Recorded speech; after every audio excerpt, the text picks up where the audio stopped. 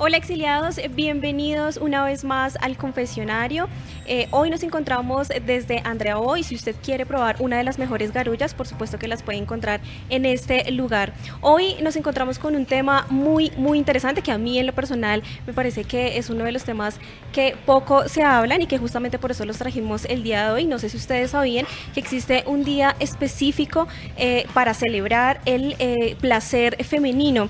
Pues sí, efectivamente existe un día exclusivamente para esto. Todos los 22 de mayo se celebra el Día Internacional del Clítoris y justamente por eso quisimos hoy abordar este tema. Como siempre me acompaña por un lado Adriana Rubiano, quien es gerente comercial. Hola Adriana, ¿cómo estás? Hola, ¿cómo están, chicas?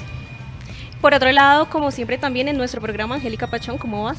Hola, hola, ¿qué tal a toda nuestra ciudadanía zipaquireña y todos a su alrededor? Hoy nuevamente aquí Pau en el confesionario con un excelente tema y con una grandiosa invitada, ¿verdad? Así es, por supuesto, como siempre en el confesionario tenemos una gran invitada. Ella es Andrea Escarpeta, ella es ginecóloga y con quien vamos a estar hablando justamente todo este tema del placer y de la sexualidad femenina. Andrea, bienvenida a las cámaras de exiliados. Hola, chicas, gracias por la invitación. Excelente tema.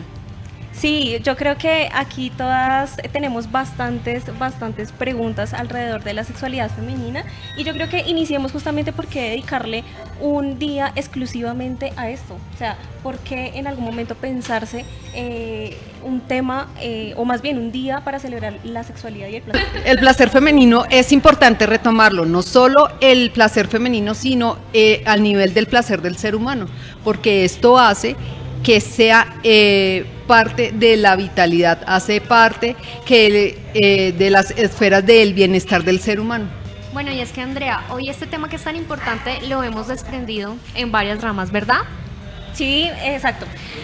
Bueno, lo tenemos en tres distintas ramas. Yo creo que hay cosas que podemos ir abordando, por ejemplo, desde la evolución del sexo en el tiempo, justamente cómo ha sido esa evolución de la sexualidad, sobre todo, y obviamente específicamente la femenina, cómo ha sido eso. No sé si tiene, por ejemplo, algo que ver con la edad en la que estamos, no sé, obviamente la cultura me imagino que también influye dentro de la sexualidad, pero digamos que en términos generales, ¿cómo ha sido esa evolución en el tiempo? Bueno, cuando hablamos sobre la historia de la sexualidad femenina y si nos retomamos, digamos, en las civilizaciones antiguas, la mujer era vista como su fertilidad y era vista también como parte del erotismo.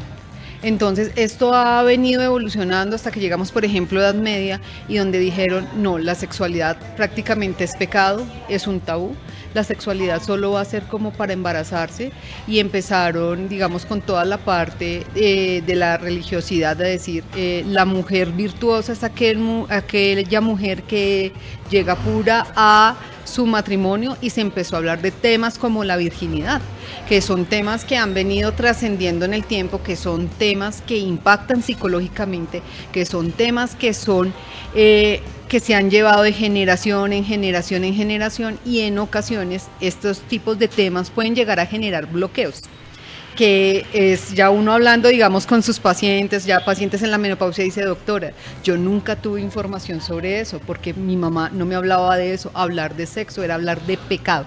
Entonces fue como la parte de la religión sobre la sexualidad de las pacientes y que se está viendo, pues ahorita si uno le preguntara a sus mamás cómo vivieron la sexualidad, las mamás dicen, de eso no se hablaba, hablar de eso era pecado. Me encanta eso que tú dices porque yo creo que lo hemos hablado tras micrófonos aquí ya hablando cada una y es que, por ejemplo, mencionaste algo muy importante y es el tema de la religión. Acá tenemos 4 personalidades totalmente diferentes y esas 4 personalidades criadas en un entorno totalmente diferente. En mi caso, Andrea, te cuento que mi familia es cristiana, por ende para mí el tema de la sexualidad sigue siendo igual un tabú y yo ya tengo 28 años. Y es allí donde te quiero preguntar y queremos enlazar este tema de la educación sexual. ¿Por qué es tan importante? Y por qué es tan importante integrarla en la salud y también en el bienestar integral de la persona. Porque muchas veces la persona vive de pronto con esas ataduras, se puede decir, toda la vida, sin preguntar por miedo, por pena, también porque muchos es pecado. Entonces es muy importante que nos abramos este espacio y de pronto informarnos un poco y más que tú eres la profesional hoy acá. Bueno, y esa pregunta es muy interesante. Yo creo que informar no es inducir a. Es mejor un adolescente informado por sus padres y no por redes sociales. Lo que pasa es que ahora nuestros adolescentes tienen un poco más de información que llegamos a tener nosotras en nuestras diferentes épocas, ¿no? En nuestras épocas, o en la mía, pues yo no tenía redes sociales.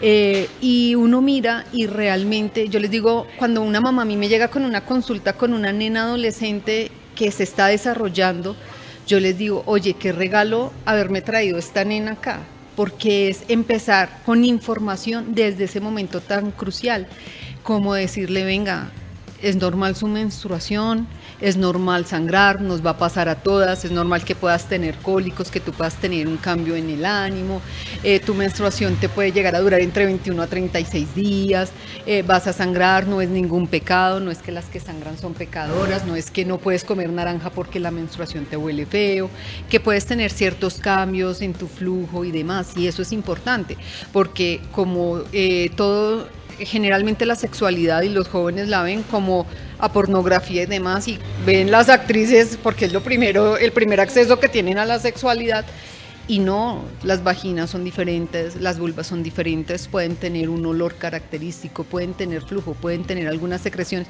que hacen parte de la normalidad de su ciclo. Así es, y es que además, Andrea y chicas, no sé, pero siento que la generación de hoy, o sea, ya dejando a un lado nuestras generaciones, sino a lo que mencionabas de los adolescentes, hoy viven mucho más rápido los procesos. Te das cuenta que ya hoy hay niñas de 12, 10, 11 años muy chiquitas y por todo el tema de la música, de pronto se ven incitadas de cierta manera como a explorar su cuerpo, pero no están, digamos que, con alguien experto que les pueda decir cómo hacerlo, ¿me entiendes? Esas chicas que de pronto las están lanzando, tal vez que se sienten presionadas para tener relaciones, pero que no se sienten preparadas, como de hacerles un llamado también a esas chicas para que busquen una asesoría ginecológica. Bueno, y esta pregunta está muy chévere y debemos partir de un hecho. El conocer o el informar no es inducir a una vida sexual y es algo a que lo que las mamás les tienen miedo, no es que si yo le hablo a mi hija sobre una relación sexual, le hablo sobre un método anticonceptivo, le estoy abriendo las puertas para iniciar la vida sexual. Y yo les digo a las chicas, es mejor que ustedes me pregunten a mí si a ustedes les da pena, ya iniciaron su vida sexual y no quieren decir de su mamá, siempre les digo, mi consultorio es puertas abiertas, pregúntenme, inscríbanme al Instagram, yo les respondo, pero yo prefiero un adolescente informado. Y acá hay que hacer como la siguiente anotación y es, el inicio temprano de la vida sexual las predispone a tener tempranamente enfermedades de transmisión sexual y tienen mayor riesgo para hacer cáncer de cuello uterino. Porque muchas de las chicas dicen, no, pero venga, mi novia anterior tuvo relaciones conmigo sin preservativo, ¿por qué tú me vas a pedir a mí? Porque eres tan ñoña, uy, qué vieja tan aburrida. Pero, bueno, muy bien que le digan ñoña y aburrida, pero primero debe ser ella. Se debe cuidar, se debe priorizar y se debe querer. Porque así como le han pedido tener relaciones sin preservativo, pues lo han hecho con otras personas sin preservativo y todo es una cadena de favores. Entonces, en la sexualidad primero tiene que se respeten mis derechos, que es hasta dónde y tener muy claro hasta dónde yo permito, qué permito hacer, o simplemente mira, yo no estoy preparada para tener una vida sexual, esto es lo que te puedo ofrecer de mí, yo les digo a mis pacientes. Importante ahorita que tenemos algo tan importante y es la vacuna. Vacunen a sus hijas y vacunen a sus niños. Tenemos vacuna para virus de papiloma humano. Les protege los serotipos más importantes, que es los que les produce cáncer de cuello uterino.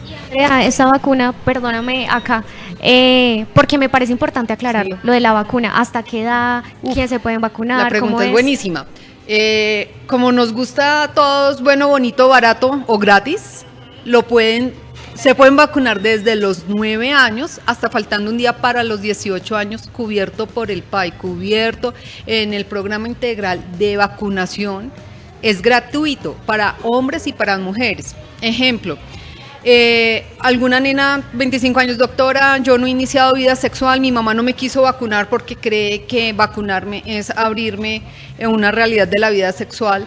Te puedes vacunar, claro, te toca pagarla, pero se puede adquirir. Doctora, yo ya empecé vida sexual, me hicieron mi examen de virus de papiloma humano y no me he infectado, ¿me puedo vacunar? Claro que sí, vacúnate.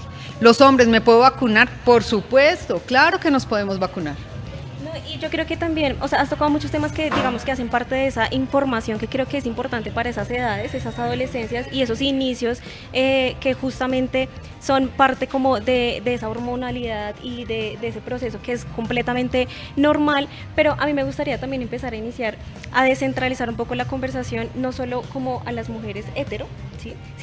sino también a las mujeres que también, no sé, que habitan la diversidad sexual, porque no es lo mismo una mujer que tiene, digamos, o que vive su sexualidad a partir de la heterosexualidad, por ejemplo, lo que tú mencionabas sobre el tema de la religión, ¿no? Como una mujer que, digamos, se siente, una mujer lesbiana, por ejemplo, cómo abordar esos temas cuando inmersa en su casa tiene, por ejemplo, temas como la religión, ¿no? Cómo abordar eso y descentralizar la sexualidad, pues dejándola a un lado de lo heterosexual, ¿no? Bueno, ese es un tema muy importante y pues entre todo el cambio, el auge que ha tenido, pues la diversidad sexual ya tiene un campo un poco más abierto, ya la gente es un poco más abierta, digamos, al pensamiento, pero pues cuando son familias que son muy cerradas, va a ser muy difícil que el adolescente como tal cuente, pero acá hay una importancia, sí, cada quien vive su sexualidad como quiere, como se siente bien, como se siente cómodo, pero con responsabilidad. Por ejemplo, en la sexualidad, cuando tienen sexo chicas con chicas, siempre es importante, y yo les digo algo a mis pacientes, como tú te sientas cómoda, no voy a entrar a juzgar, eso no hace parte de una consulta médica entrar a juzgar pues al paciente, pero siempre les tengo como ciertas indicaciones, por ejemplo, en muchas ocasiones a veces las chicas que tienen sexo con chicas pues usan juguetes sexuales, venga, usen sus juguetes sexuales, límpienlos, esterilícenlos, como siempre el orinar antes, el orinar después de cada relación, igual la protección ante esto porque no están exentas de contraer una enfermedad de transmisión sexual, pero desde que sea con el respeto y con el consentimiento y que la paciente se sienta bien, ahí sí no somos quien para juzgar su sexualidad. Y creo que ahí también tocas otro tema que me parece también muy importante y es el tema, uno, del consentimiento y cómo también eso se relaciona con que, digamos, dentro de la casa se toquen los temas abiertamente con los nombres específicos. Porque creo yo, o por ejemplo a mí me pasó, digamos, que mis papás fueron muy abiertos conmigo en el tema y parte, digamos, de esa claridad que se tiene en la familia hace parte también de que yo conozca mi cuerpo y que sepa hasta dónde quiero que alguien llegue, ¿no? Entonces, cómo también se relaciona ese consentimiento y cómo, digamos, darle esos consejos a las mujeres de que es importante autoexplorarse y que no está mal. Claro, incluso mira, si tú te pones a mirar la parte, digamos, de la historia, de donde salió el tema de histero, que traduce útero, hablaban sobre la histeria. Y la histeria, el manejo de la histeria en esa época, pues ahí sí como dice, se les bajaba la histeria a las nenas cuando les hacía el médico, era estimulación del clítoris. Entonces, o el masaje pélvico. Entonces resulta que entre ese cuento se dieron cuenta que las mujeres se relajaban, se tranquilizaban y era remedio para esos momentos. Ahí nació el dildo, ¿no? Mal llamado estimulador sexual. Entonces el estimulador sexual, entonces prácticamente eso empezó como a abrir un poquito como la puerta a los diferentes estimuladores, vibradores, consoladores, el nombre que le quieran poner o que le tenga cada quien pues en su casa. Entonces uno llega y dice, venga, mire, puede servir de terapéutico, incluso pacientes, trastorno de ansiedad, depresión, ¿por qué? Porque libera endorfinas.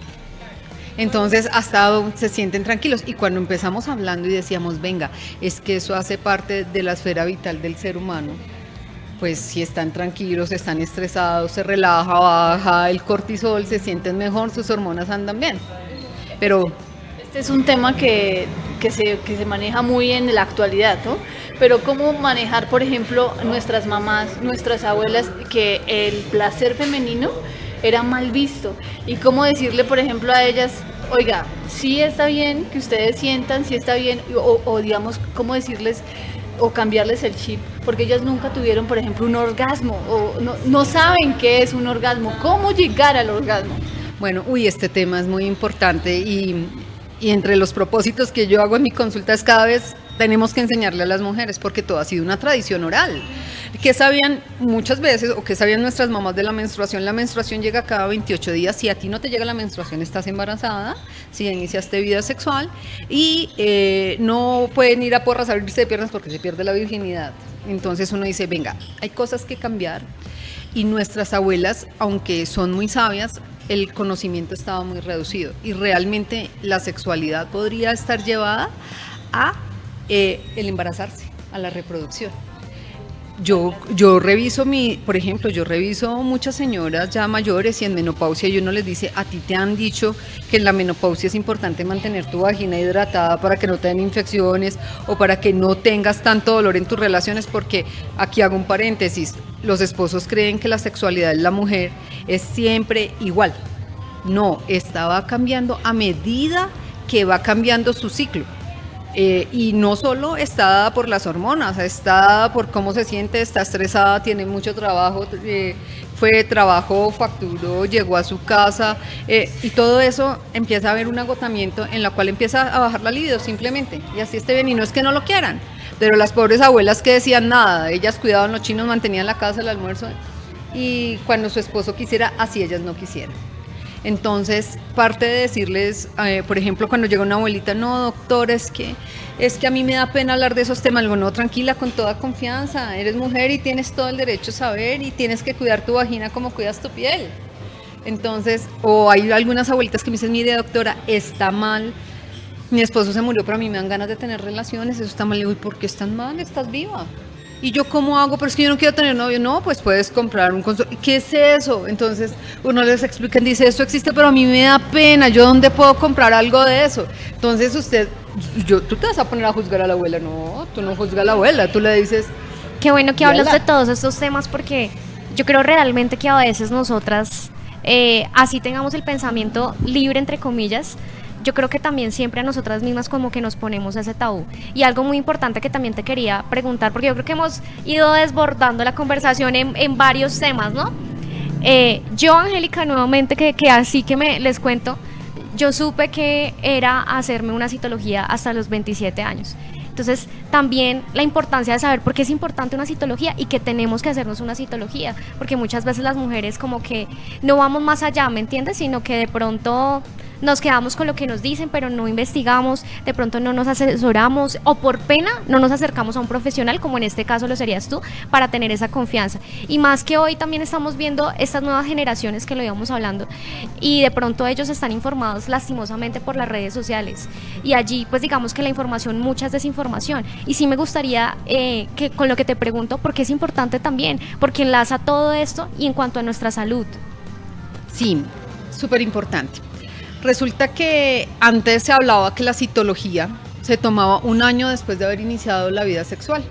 Pero, ejemplo, si empezaste la vida sexual a los 14 y te tomas una citología a los 15 años, pues íbamos a encontrar cuellos uterinos no madurados. Entonces, ¿qué pasa? Las citologías salían alteradas. Y eso hizo que hubiera mucha cirugía de cuello uterino sin necesidad. Entonces, cuando las pacientes llegan, ay, doctora, en la EPS hasta ahora me mandaron hasta los 25 años, te voy a explicar el por qué. El por qué es porque debemos esperar que las células maduren, que se alcanza esa maduración más o menos sobre los 25 años, pero ojo, se inicia la citología si ya empezaste vida sexual, porque la idea es revisar si hay un virus de papiloma humano. Hay nenas que no han empezado su vida sexual y me dice, doctora, me mandaron la citología en la EPS. No, espere, con calma, escuchemos los pacientes. Y si en un caso muy extremo, una persona no ha iniciado su vida sexual, ponle tú que tiene 35 años, ¿igual es importante? No. Tú imagínate el primer acercamiento ella, poner un espéculo, me va a odiar el resto de la vida. La citología solo se va a alterar si tienes un contacto con virus de papiloma humano. El virus de papiloma humano 99.9% es vida sexual. Entonces eso tiene que tener claro. Excepción, mujeres que inician sus relaciones sexuales antes de los 14 años o que han tenido más de 3 parejas sexuales, se rompe la regla a los 25 años, toca hacerla antes.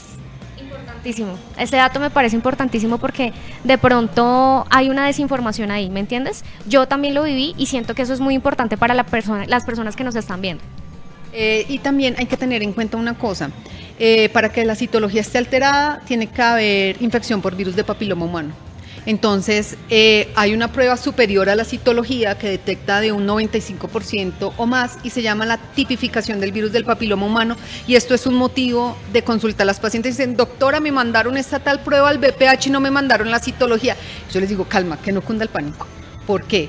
Porque es mejor esta prueba que te cubre de un 95% o más.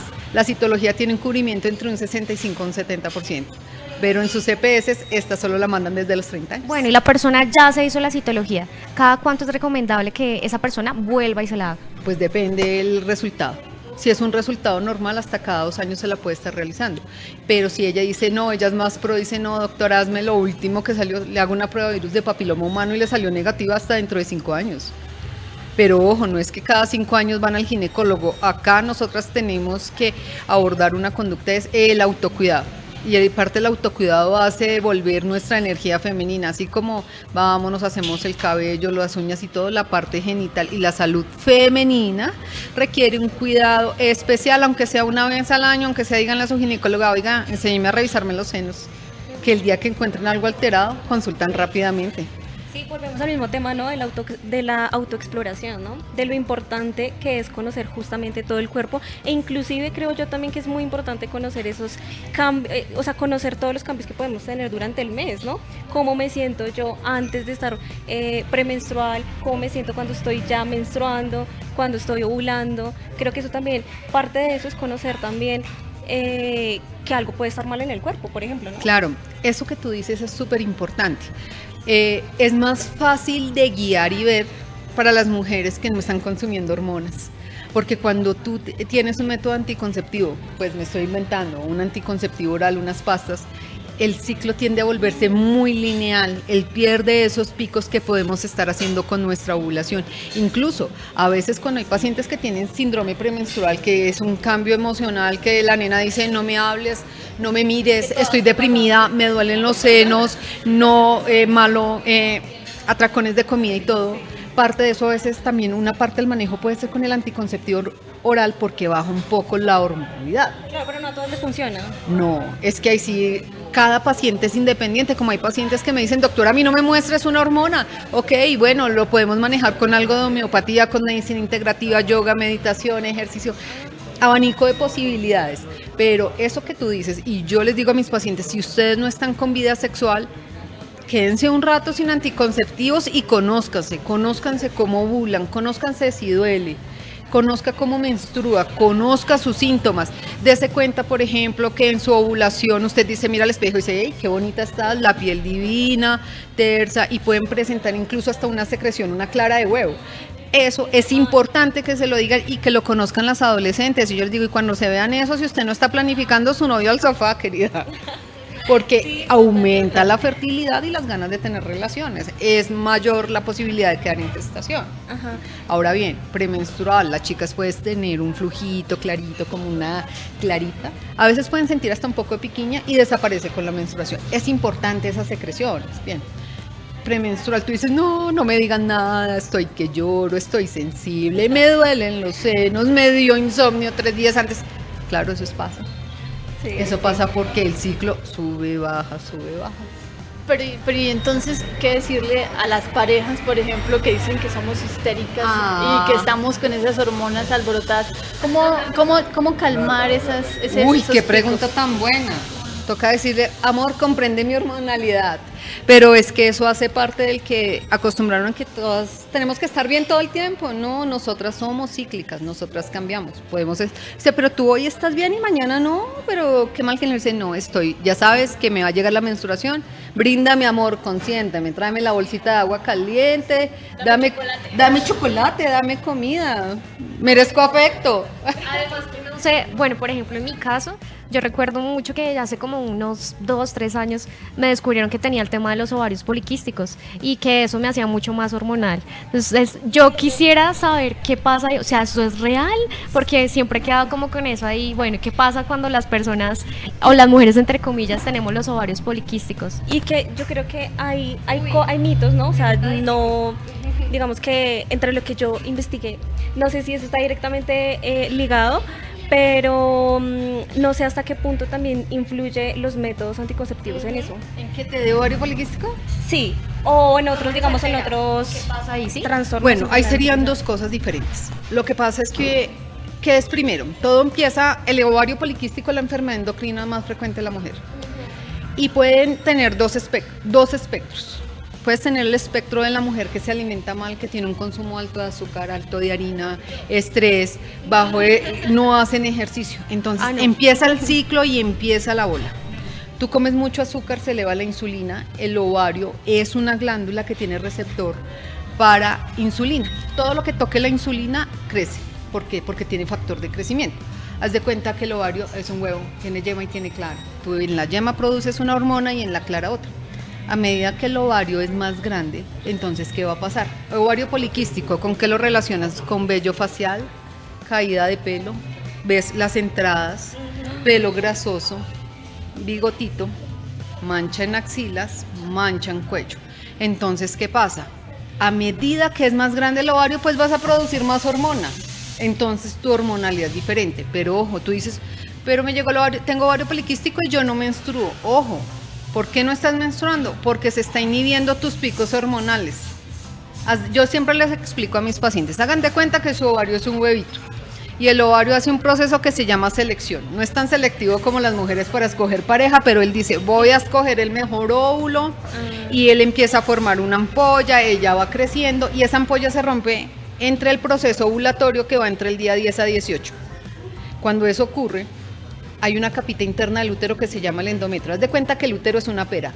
Lo partes por la mitad, tienes una semilla. Cuando tienes esa capa, ese pico, esa capa se pone gruesa. ¿Con qué fin? Con recibir el huevo fecundado. Si no hay fecundación, menstruas. Entonces, por eso es que algunas chicas con ovario poliquístico tienen infertilidad, porque no ovulan. Entonces tú empiezas a hacer, eso empieza a hacer una cadena. Entonces te dicen, el único tratamiento es el anticonceptivo. Entonces uno dice, quieto ahí. ¿Está con vida sexual? ¿Sí o no? La respuesta es no, entonces decimos, cuadremos su parte metabólica. Si yo a usted le enseño a comer, la pongo a hacer ejercicio que estimule el músculo, porque el músculo tiene mucho proceso metabólico. Y cuando tú lo estimulas, gastas azúcar, gastas lípidos, gastas energía ATP. Entonces eso hace que empiece a bajar la insulina. Si a ti te baja, empiezas a dormir mejor, disminuye tu cortisol, que es el que hace que hagas picos de insulina en la madrugada. Y si tú comes mejor, todo va anclado. Eso solo te mejora un 86%, sin meterle un solo anticonceptivo a la paciente. Bastante, un 86% de hecho, y que yo estoy segurísima que las mujeres que nos están escuchando en este momento, más de una tiene ovario poliquístico y está súper desinformada. Total. Entonces le dicen, no, solo lo único que tengo para darte es anticonceptivos. Ahí va la respuesta. Y ahí vamos, depende. ¿Estás con vida sexual? Sí. ¿Con qué te estás cuidando? Con nada. Oh, por Dios. Listo. Vamos a ponernos juiciosa, pero yo te dejo el anticonceptivo con el son que cuando yo te lo quite, tu ciclo esté funcionando divino. Porque las chicas se pegan la adelgazada, les cuadra las hormonas y quedan embarazadas. Entonces todo va ligado. Y el otro espectro del ovario poliquístico, tú puedes encontrar la nena fitness, la que come bien, la nena cuadrada, psicorrígida, hay que hacer tal cosa, la nena lo hace. Estas viejas son de un nivel de estrés y de cortisol, y el cortisol se lleva de la mano la insulina y arranca el ciclo. Entonces en esa mesa toca decirle, suelta, tranquila, todo va a estar bien, déjalo fluir. Entonces, desde que tú organices toda esa parte, el ovario poliquístico fluye. Siempre les digo a mis pacientes, no le echen la culpa como tal, es que yo dejé el anticonceptivo y se me brotó la cara. No, el problema es que usted estaba mal. Todo se lo estaba cuadrando, los picos se los estaba cuadrando como tal el anticonceptivo. ¿Qué tanto están relacionadas los anticonceptivos con que a largo plazo exista, por ejemplo, un cáncer de cuello uterino? ¿Sí están asociados o no? Depende. Entonces, el principal factor para cáncer de cuello uterino es virus de papiloma humano, ¿sí? No es lo mismo que tú ya tengas una lesión preinvasiva y tú estés tomando anticonceptivos. Por ejemplo, hay algunas chicas que dicen, con el anticonceptivo que estoy tomando tengo la vagina seca. Cuando tú tienes una vagina seca y un cuello seco, pues existe la posibilidad que se formen laceraciones. Entonces, es como si tú facilitaras el ambiente para que el virus del papiloma ingrese al cuello uterino. Entonces, pero no es porque tal el anticonceptivo te favoreció, no. Incluso hay el anticonceptivo oral tiene algunos estudios en prevención para cáncer de ovario. Yo quisiera preguntar acerca, por ejemplo, de la resequedad vaginal. ¿Cómo manejar el tema? ¿Cuáles podrían ser las causas y una posible solución de la resequedad vaginal? Este tema es muy importante. Sobre la resequedad vaginal no se habla y a veces la resequedad vaginal puede ser uno de los detonantes para que las pacientes no quieran tener vida sexual porque sus relaciones se vuelven dolorosas. Entonces la lubricación a veces es pobre. ¿Qué puede influir? La parte hormonal. Por ejemplo, las chicas posparto, y es algo de lo que no se habla ni nadie les pregunta. Las nenas tienen su bebé, están en el pico más alto de las hormonas, llegan como una montaña rusa, están acá, tiene bebé, sacamos la placenta y sus hormonas hacen esto. Confieso que yo fui una de ellas. A eso súmale la lactancia, bloqueadas las hormonas. Y súmale de pronto que le hayan puesto un inyectable trimestral para planificar o un implante subdérmico. Eso hace que la cantidad de estrógeno sea más baja. El canal vaginal tiene una peculiaridad, que él tiene receptores hormonales y tiene un receptor de una hormona muy bonita que se llama el estrógeno, que nos permite mantener la piel hidratada, lubricada, y esa es su función a nivel vaginal.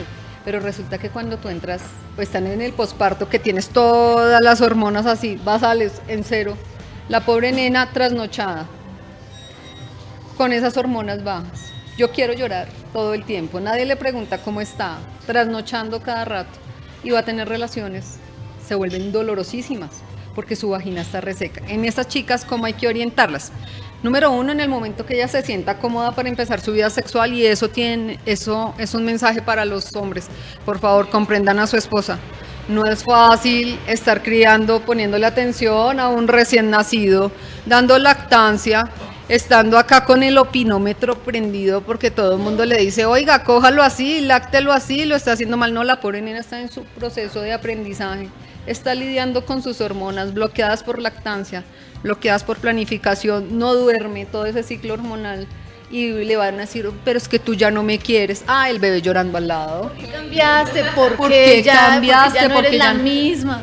Entonces, en ese orden de ideas, siempre les digo a mis pacientes, no pierdan su autocuidado porque su bebé las va a absorber.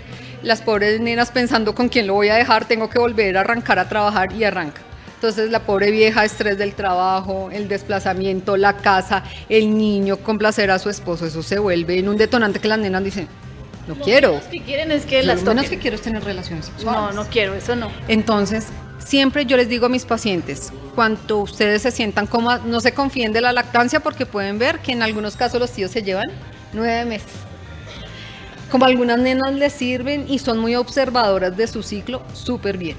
Pero se deben conocer. Pero siempre les doy una cuña. Usen hidratante vaginal. Como cuidan su cara, como se echan su bloqueador solar, la vagina, la mucosa de la vagina es piel, requiere cuidado. Ahí tengo una pregunta, ¿sí o no para los jabones vaginales? Esa pregunta es de coger con pinzas. Porque resulta que chicas dicen, ay, yo siento que mi vagina huele. Sí, la vagina va a tener olor. Y cuando menstruan, la oxidación como tal de la sangre, ese olor a hierro puede incomodar. El jabón, cuando tú te bañas y tú te aplicas el jabón y sales y dices, uy, tengo la piel reseca, ¿cierto? ¿Tú qué haces? Te echas cremita en el cuerpo. ¿Tú te echas un jabón y te echas cremita en tu vagina? No, pues te va a favorecer la resequedad. Entonces yo les digo a mis pacientes, en lo que pueda, agua.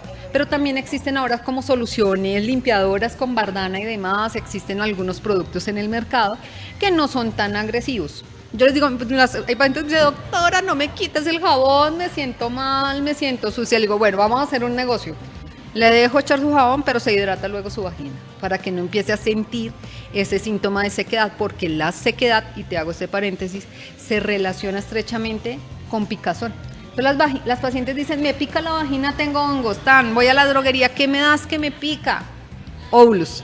Y empiezan a sentir, pero es que yo vivo y ningún óvulo me sirve. No, linda, es que tú no tienes una infección, tienes una resequedad. Los otros cambios, sequedad, puedes sentir un poco más previo a que te llegue la menstruación, el momento de la menopausia. y la menopausia es clave. Y aquí entran todas nuestras mamás. Nadie les habló sobre la sexualidad de la vagina, no se habla, no se toca, no se mira, no se dice nada. Pues me toca decirles, mis queridas, se vuelven amigas de la vagina, porque vagina reseca, infección urinaria recurrente en menopausia. No, y es que, Andrea, me encanta este espacio de mujeres, me encanta todo lo que compartes con nosotras, porque yo creo que de lo que deduzco de todo lo que nos dices, la importancia de escucharnos. Muchas veces nosotras, por complacer tal vez, por no entendernos, por no saber que somos canzonas, que de pronto muchas veces nosotras inseguras, pero muchas veces hay cosas dentro de nuestro cuerpo por nuestra naturaleza que hasta nosotras mismas desconocemos. Y la importancia de tener estas cosas claras, como lo que nos mencionabas, primero lo de la vacuna. Segundo, lo de los exámenes recurrentes. Y tercero, también este tema que mencionabas de los temas de los jabones íntimos, tantas cosas que son tan importantes que nosotros a veces no les damos, digamos que esa importancia que deberíamos tenerles.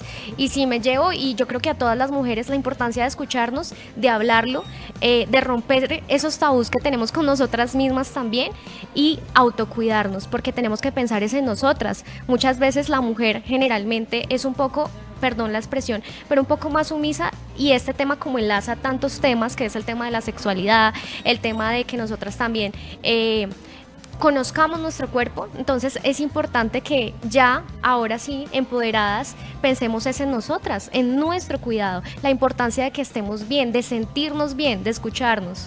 Y sobre todo con información clara y sobre todo verídica de una persona que obviamente pues ha estudiado en el tema y demás. Entonces, ¿cuál sería también finalmente, Andrea, ese mensaje que le dejarías a todas las mujeres que estén viendo este programa?